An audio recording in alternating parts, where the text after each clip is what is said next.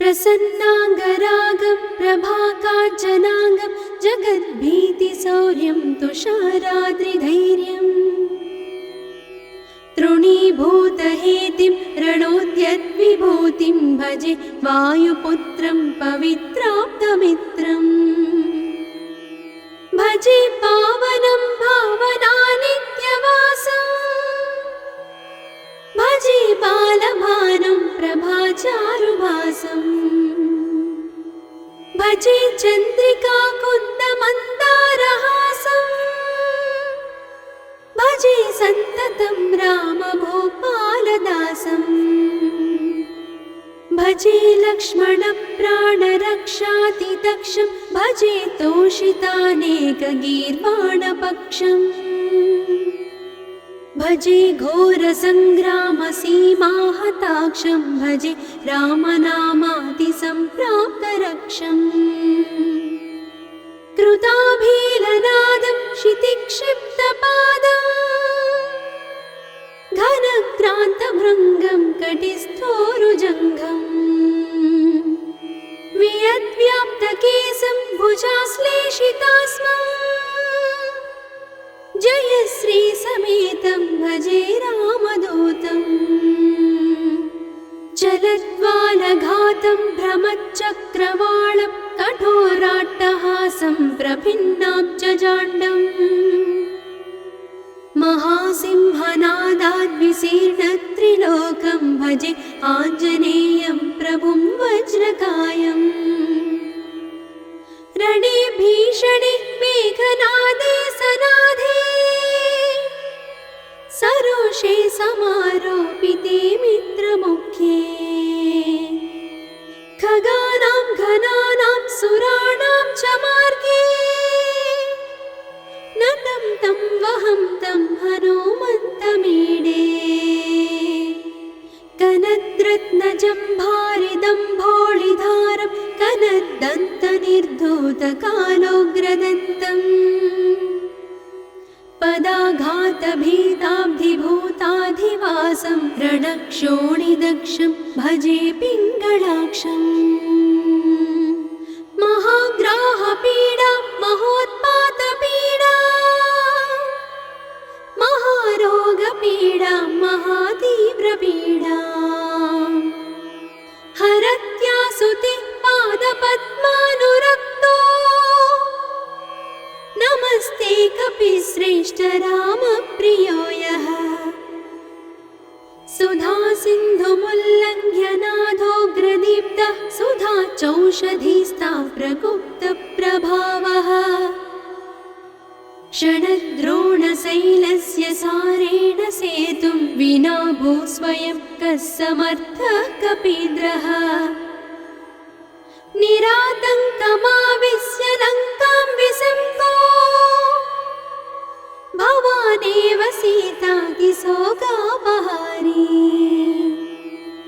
समुद्रान्तरङ्गादिरौद्रं विनिद्रम्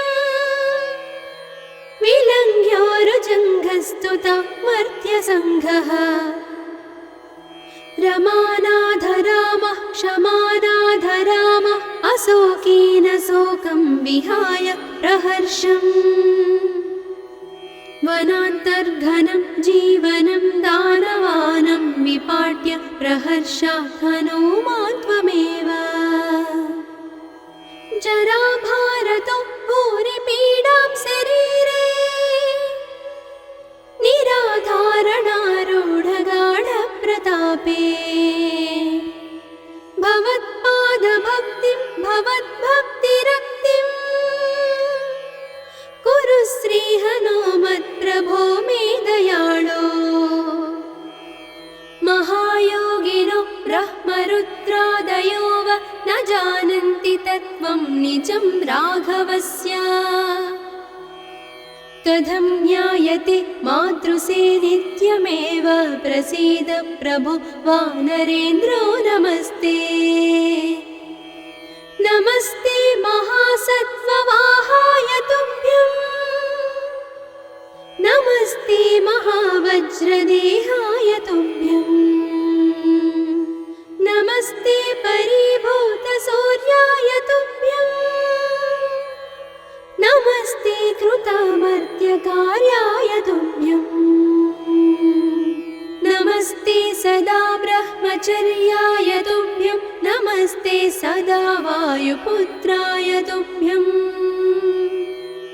नमस्ते सदा पिङ्गलाक्षाय तुभ्यं नमस्ते सदा रामभक्ताय तुभ्यम् हनुमद्भुजङ्गप्रयातं प्रभाते प्रदोषेऽपि वाचार्थरात्रेऽपि मर्त्यः पठन्नस्नतोऽपि प्रमुक्ताघजालः सदा सर्वदा रामभक्तिं प्रयाति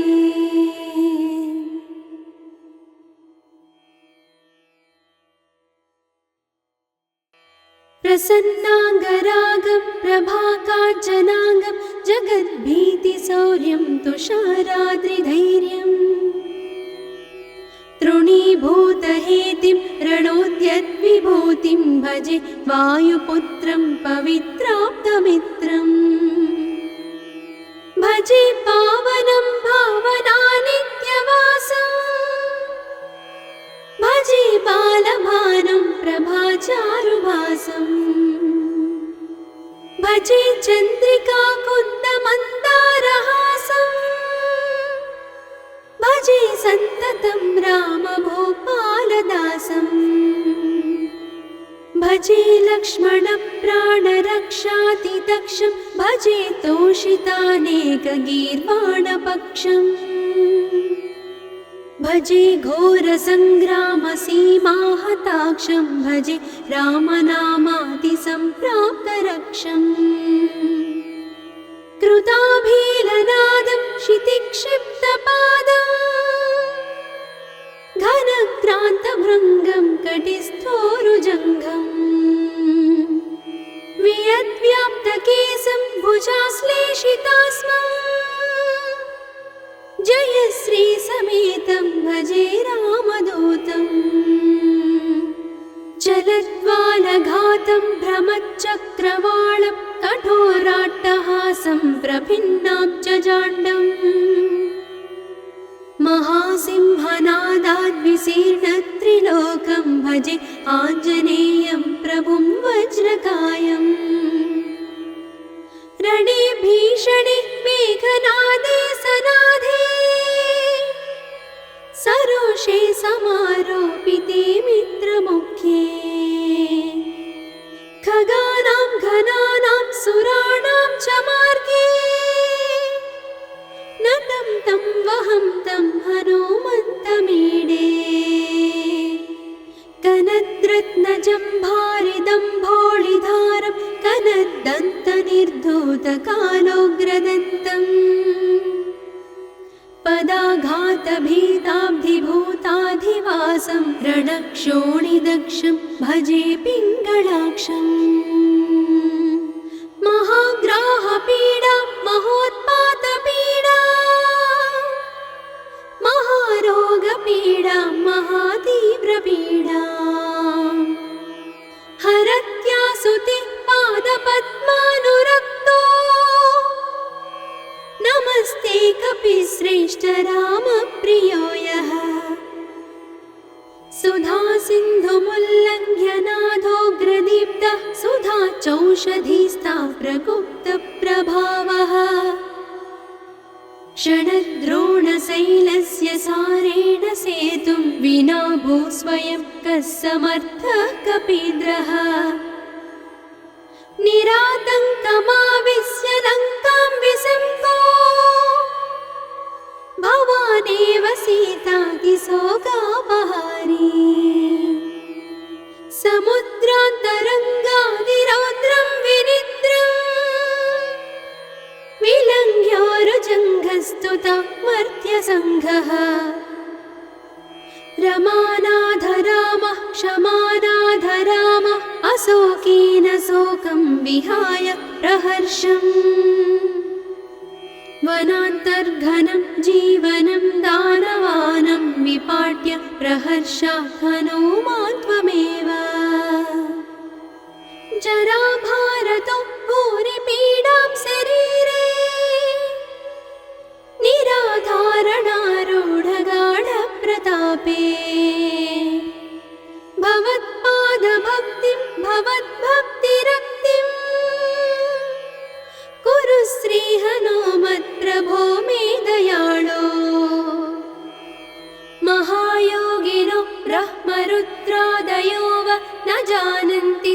तत्त्वं निजं राघवस्य कथं ज्ञायते मातृसे नित्यमेव प्रसीद प्रभो वानरेन्द्रो नमस्ते नमस्ते महासत्त्ववाहाय तुभ्यं नमस्ते महावज्रदेहाय तुभ्यं नमस्ते परिभूतसूर्याय तुभ्यं नमस्ते कृतामर्त्यकार्याय तुभ्यं नमस्ते सदा ब्रह्मचर्याय तुभ्यं नमस्ते सदा वायुपुत्राय तुभ्यं नमस्ते सदा पिङ्गळाक्षाय तुभ्यं नमस्ते सदा रामभक्ताय तुभ्यं हनुमद्भुजङ्गप्रयातं प्रभाते प्रदोषेऽपि वाचार्थरात्रेऽपि मर्त्यः पठन्नस्नतोऽपि प्रमुक्ताघजालः सदा सर्वदा रामभक्तिं प्रयाति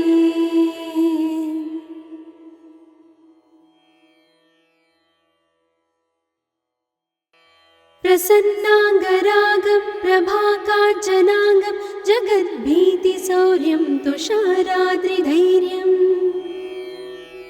तृणीभूतहेतिं रणोद्यद्विभूतिं भजे वायुपुत्रं पवित्राप्तमित्रम् भजे पावनं भावनानित्यवासं भजे बालभानुं प्रभाचारुभासं भजे चन्द्रिकाकुन्दमन्दारहासं भजे सन्ततं रामभूपालदासं भजे लक्ष्मणप्राणरक्षातिदक्षं भजे तोषितानेकगीर्वाणपक्षम् भजे घोरसङ्ग्रामसीमाहताक्षं भजे रामनामातिसम्प्राप्तरक्षम्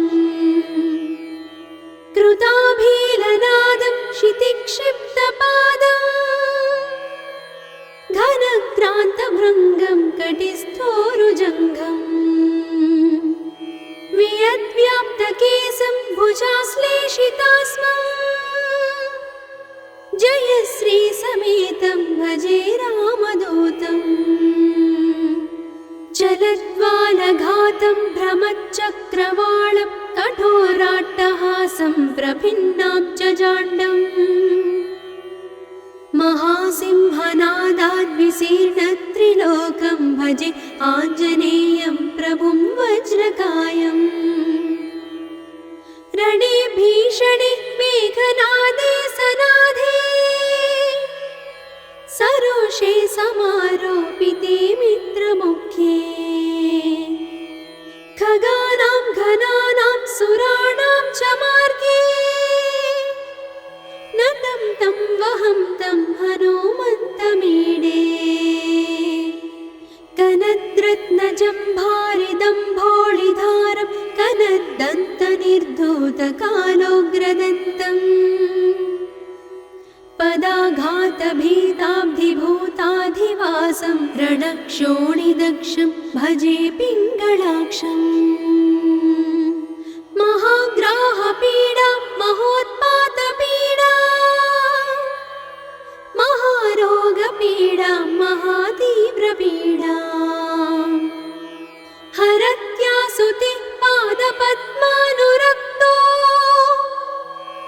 नमस्ते कपिश्रेष्ठ रामप्रियो यः सुधा सिन्धुमुल्लङ्घ्य नाथोग्रदीप्तः सुधा चौषधीस्ता प्रगुप्तप्रभावः षडद्रोणशैलस्य सारेण सेतुं विना भूस्वयं कः समर्थः कपीन्द्रः निरातङ्कमाविश्य लङ्कां विसङ्गो भवानेव सीतातिशोकापहारी समुद्रान्तरङ्गादिरौद्रं विनिद्रम् प्रस्तुता मर्त्यसङ्घः रमानाथ रामः क्षमानाथ रामः अशोकेन शोकं विहाय प्रहर्षम् वनान्तर्घनं जीवनं दानवानं विपाट्य प्रहर्षात् हनूमान् त्वमेव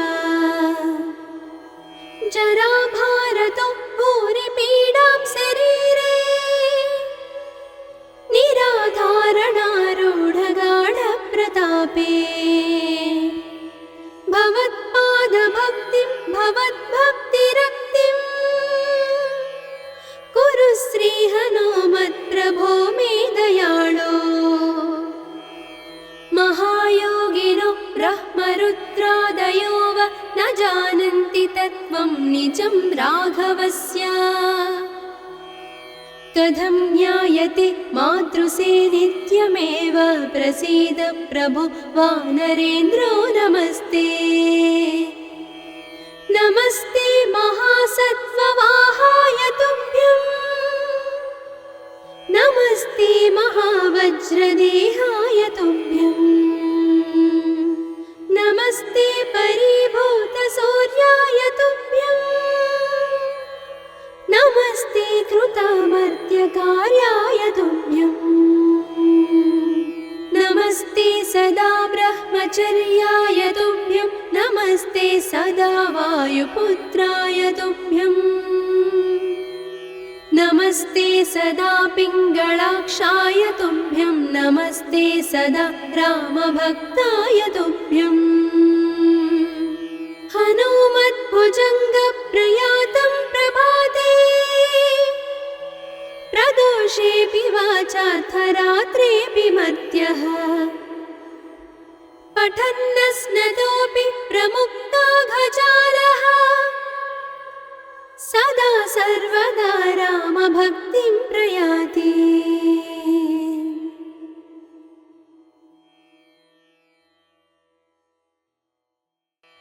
प्रसन्नाङ्गरागं प्रभाकाञ्चनाङ्गं जगद्भीतिशौर्यं तुषाराद्रिधैर्यम्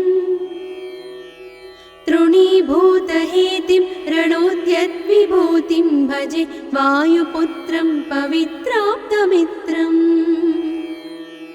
भजे पावनं भावनानित्यवासं भजे बालभानुं प्रभाचारुभासं भजे चन्द्रिकाकुन्दमन्दारहासं भजे सन्ततं रामभूपालदासं भजे लक्ष्मणप्राणरक्षातिदक्षं भजे तोषितानेकगीर्वाणपक्षम् भजे घोरसङ्ग्रामसीमाहताक्षं भजे रामनामातिसम्प्राप्तरक्षम् कृताभीलनादं क्षितिक्षिप्तपादं घनक्रान्तभृङ्गं कटिस्थोरुजङ्घम्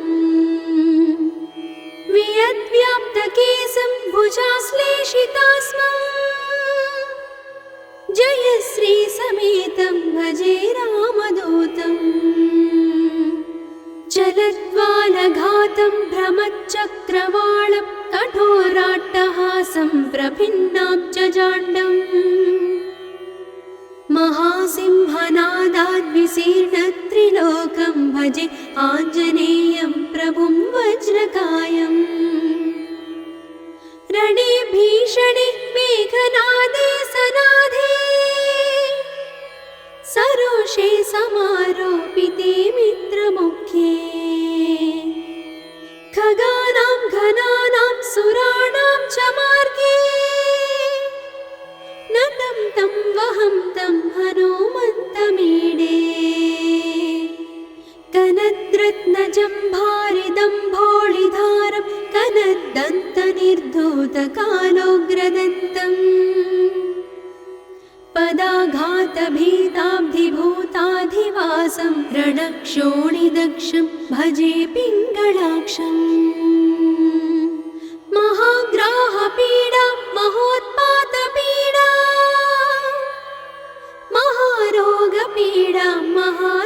समुद्रपीडाम् हरत्यासुते पादपद्मानुरक्तो नमस्ते कपिश्रेष्ठ रामप्रियो यः सुधा सिन्धुमुल्लङ्घ्य नादोग्रदीप्तः सुधा चौषधीस्ता प्रगुप्तप्रभावः षडद्रोणशैलस्य सारेण सेतुं विना भू स्वयं कः समर्थः कपीन्द्रः निरातङ्कमाविश्य लङ्कां विसङ्गो भवानेव सीतातिशोकापहारी समुद्रान्तरङ्गादिरौद्रं विनिद्रम् विलङ्घ्योरुजङ्घस्तुता मर्त्यसङ्घः रमानाथ रामः क्षमानाथ रामः अशोकेन शोकं विहाय प्रहर्षम् वनान्तर्घनं जीवनं दानवानं विपाट्य प्रहर्षात् हनूमान् त्वमेव जराभारतो भूरिपीडां शरीरे निराधारणारूढगाढप्रतापे भवत्पादभक्तिं भवद्भक्तिरक्तिं कुरु श्रीहनुमत्प्रभो मे दयाळो महायोगिनो ब्रह्मरुद्रादयो वा न जानन्ति तत्त्वं निजं राघवस्य कथं ज्ञायते मातृसे नित्यमेव प्रसीद प्रभो वानरेन्द्रो नमस्ते नमस्ते महासत्त्ववाहाय तुभ्यं नमस्ते महावज्रदेहाय तुभ्यं नमस्ते परिभूतसूर्याय तुभ्यं नमस्ते कृतामर्त्यकार्याय तुभ्यं नमस्ते सदा ब्रह्मचर्याय तुभ्यं नमस्ते सदा वायुपुत्राय तुभ्यं नमस्ते सदा पिङ्गळाक्षाय तुभ्यं नमस्ते सदा रामभक्ताय तुभ्यं हनुमद्भुजङ्गप्रयातं प्रभाते प्रदोषेऽपि वाचार्थरात्रेऽपि मर्त्यः पठन्नस्नतोऽपि प्रमुक्ताघजालः सदा सर्वदा रामभक्तिं प्रयाति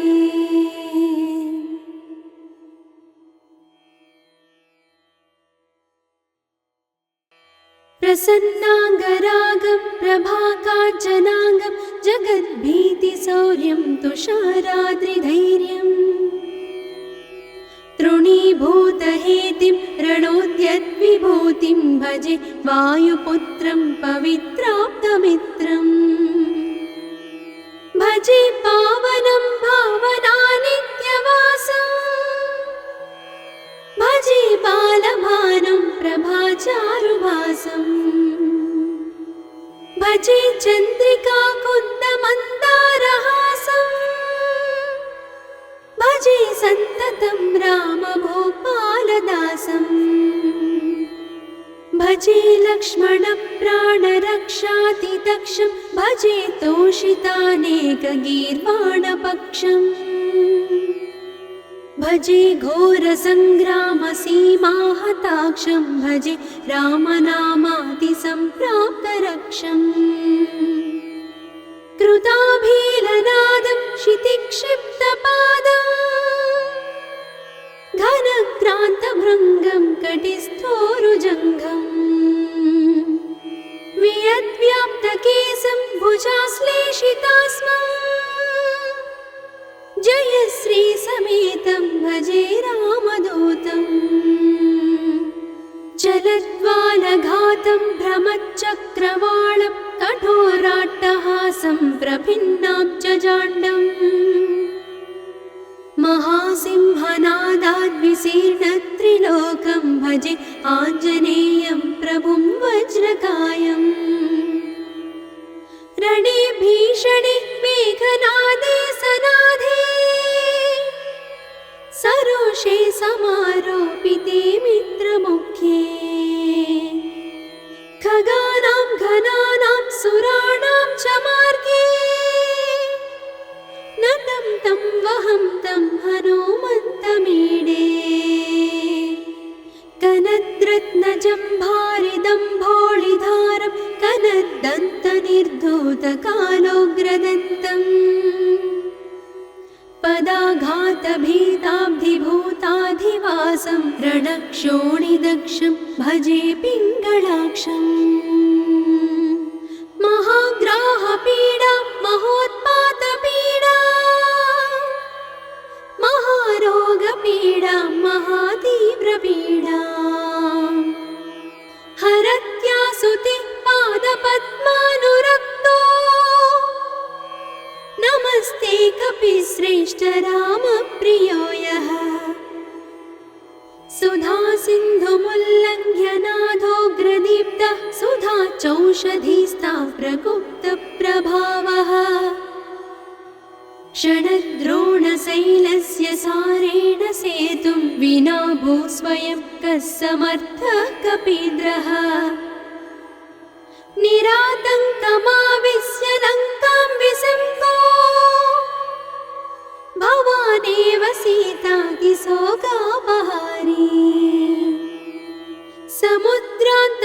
समुद्रान्तरङ्गादिरौद्रं विनिद्रम् विलङ्घ्योरुजङ्घस्तुता मर्त्यसङ्घः रमानाथ रामः क्षमानाथ रामः अशोकेन शोकं विहाय प्रहर्षम् वनान्तर्घनं जीवनं दानवानं विपाट्य प्रहर्षात् हनुमान् त्वमेव जराभारतो भूरिपीडां शरीरे निराधारणारूढगाढप्रतापे भवत्पादभक्तिं भवद्भक्तिरक्तिं कुरु श्रीहनुमत्प्रभो मे दयाळो महायोगिनो ब्रह्मरुद्रादयो वा न जानन्ति तत्त्वं निजं राघवस्य कथं ज्ञायते मातृसे नित्यमेव प्रसीद प्रभो वानरेन्द्रो नमस्ते नमस्ते महासत्त्ववाहाय तुभ्यं नमस्ते महावज्रदेहाय तुभ्यं नमस्ते परिभूतसूर्याय तुभ्यं नमस्ते कृतामर्त्यकार्याय तुभ्यं नमस्ते सदा ब्रह्मचर्याय तुभ्यं नमस्ते सदा वायुपुत्राय तुभ्यं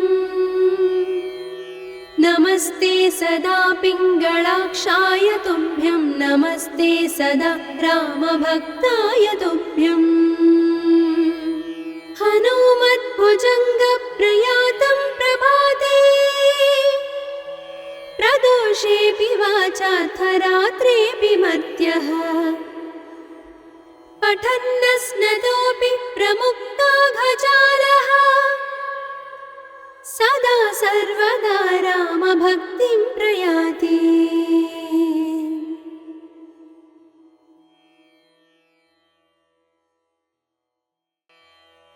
प्रसन्नाङ्गरागं प्रभाकाञ्चनाङ्गं जगद्भीतिशौर्यं तुषाराद्रिधैर्यम् तृणीभूतहेतिं रणोद्यद्विभूतिं भजे वायुपुत्रं पवित्राप्तमित्रम् भजे पावनं भावनानित्यवासं भजे बालभानुं प्रभाचारुभासं भजे चन्द्रिकाकुन्दमन्दारहासं भजे सन्ततं रामभूपालदासम् भजे लक्ष्मणप्राणरक्षातिदक्षं भजे तोषितानेकगीर्वाणपक्षम् भजे घोरसङ्ग्रामसीमाहताक्षं भजे रामनामातिसम्प्राप्तरक्षम् कृताभीलनादं क्षितिक्षिप्तपादम् घनक्रान्तभृङ्गं कटिस्थोरुजङ्घम् वियद्व्याप्तकेशं भुजाश्लेषितास्मम् जयश्रीसमेतं भजे रामदूतम् चलद्वालघातं भ्रमच्चक्रवालं कठोराट्टहासं प्रभिन्नाब्जजाण्डम् महासिंहनादाद्विशीर्णत्रिलोकं भजे आञ्जनेयं प्रभुं वज्रकायम् रणे भीषणे मेघनादे सनादे सरोषे समारोपिते मित्रमुख्ये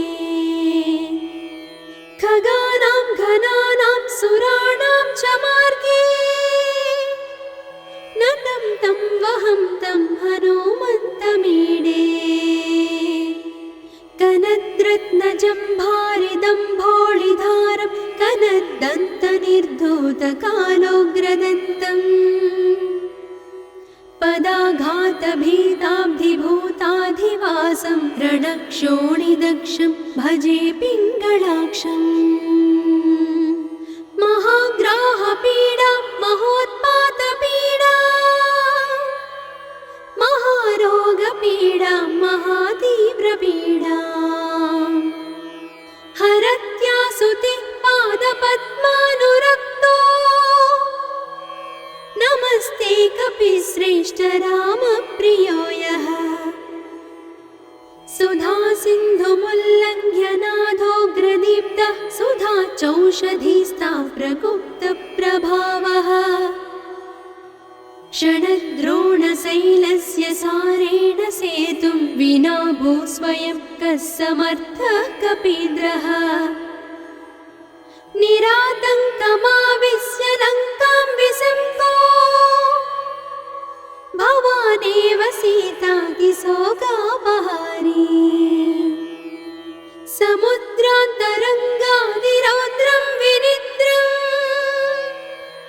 विलङ्घ्योरुजङ्घस्तुता मर्त्यसङ्घः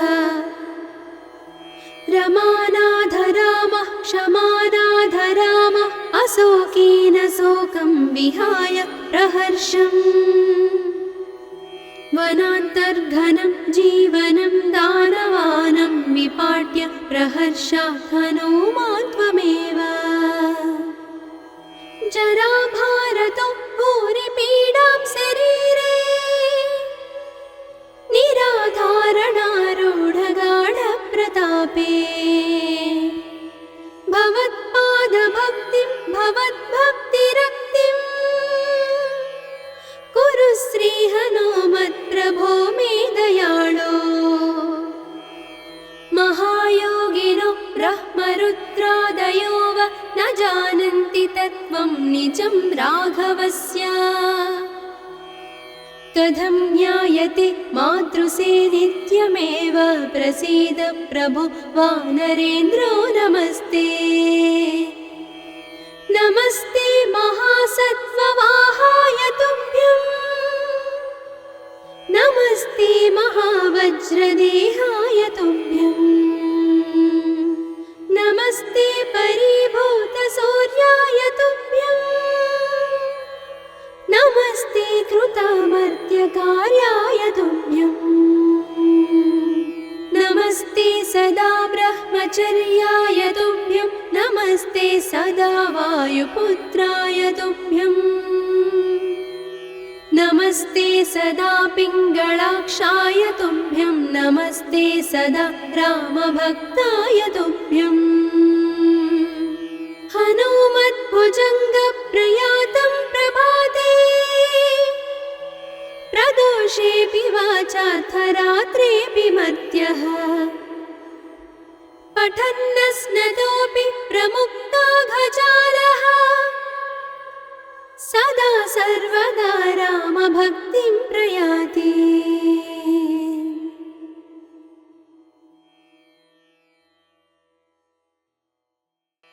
प्रसन्नाङ्गरागं प्रभाकाञ्चनाङ्गं जगद्भीतिशौर्यं तुषाराद्रिधैर्यम् तृणीभूतहेतिं रणोद्यद्विभूतिं भजे वायुपुत्रं पवित्राप्तमित्रम् भजे पावनं भावनानित्यवासम् भजे बालभानुं प्रभाचारुभासम् भजे चन्द्रिकाकुन्दमन्दारहासम् भजे सन्ततं रामभूपालदासम्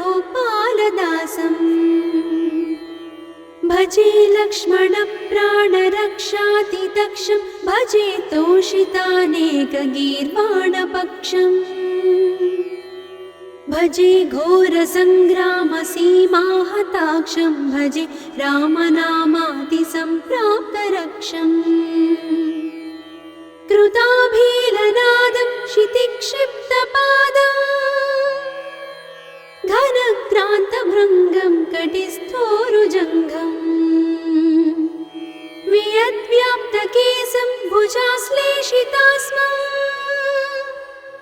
जयश्रीसमेतं भजे रामदूतम् चलद्वालघातं भ्रमच्चक्रवालं कठोराट्टहासं प्रभिन्नाब्जजाण्डम् महासिंहनादाद्विशीर्णत्रिलोकं भजे आञ्जनेयं प्रभुं वज्रकायम् रणे भीषणे मेघनादे सनादे सरोषे समारोपिते मित्रमुख्ये खगानां घनानां सुराणां च मार्गे नतं तं वहं तं हनुमन्तमीडे कनद्रत्नजम्भारिदम्भोळिधारं कनद्दन्तनिर्धूतकालोग्रदन्तम् पदाघातभीताब्धिभूताधिवासं रणक्षोणिदक्षं भजे पिङ्गळाक्षम् महाग्राहपीडा महोत्पातपीडा महारोगपीडा महातीव्रपीडा हरत्यासुते पादपद्मानुरक्तो नमस्ते कपिश्रेष्ठ रामप्रियो यः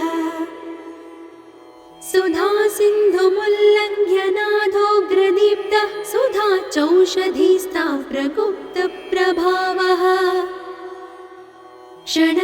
षडद्रोणशैलस्य सारेण सेतुं विना भूस्वयं कः समर्थः कपीन्द्रः निरातङ्कमाविश्य लङ्कां विसङ्गो भवानेव सीतातिशोकापहारी समुद्रान्तरङ्गादिरौद्रं विनिद्रम् विलङ्घ्योरुजङ्घस्तुता मर्त्यसङ्घः रमानाथ रामः क्षमानाथ रामः अशोकेन शोकं विहाय प्रहर्षम् वनान्तर्घनं जीवनं दानवानं विपाट्य प्रहर्षात् हनूमान् त्वमेव जराभारतो भूरिपीडां शरीरे निराधारणारूढगाढप्रतापे भवत्पादभक्तिं भवद्भक्तिरक्तिं कुरु श्रीहनुमत्प्रभो मे दयाळो महायोगिनो ब्रह्मरुद्रादयो वा न जानन्ति तत्त्वं निजं राघवस्य कथं ज्ञायते मातृसे नित्यमेव प्रसीद प्रभो वानरेन्द्रो नमस्ते नमस्ते महासत्त्ववाहाय तुभ्यं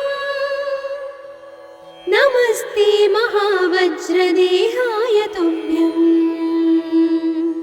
नमस्ते परिभूतसूर्याय तुभ्यं नमस्ते कृतामर्त्यकार्याय तुभ्यं